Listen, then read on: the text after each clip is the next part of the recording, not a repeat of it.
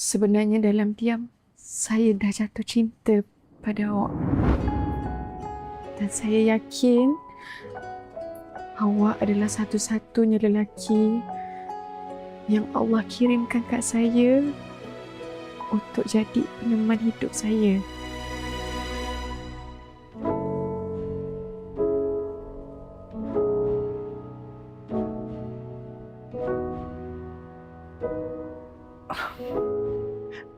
Bukan awak kata awak tak sudi ke tadi? Saya sudi.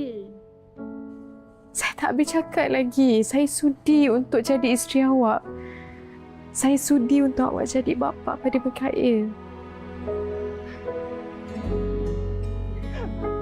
Tak, sekarang ni saya rasa macam mimpi sangat. Tak betul ke sekarang ni awak sudi jadi isteri saya? Betul ni? Betul, saya sudi. Cik Farid, tak payah tanya-tanya dia lagi. Ambillah kotak cincin tadi tu. Nak simpan dalam lampu apa? Ha. Oh, sekejap, lupa. Kat sini. Oh, kat situ je. Baik, semula. Awak betul-betul sudi nak jadi isteri saya? Ya, saya sudi jadi isteri awak. suka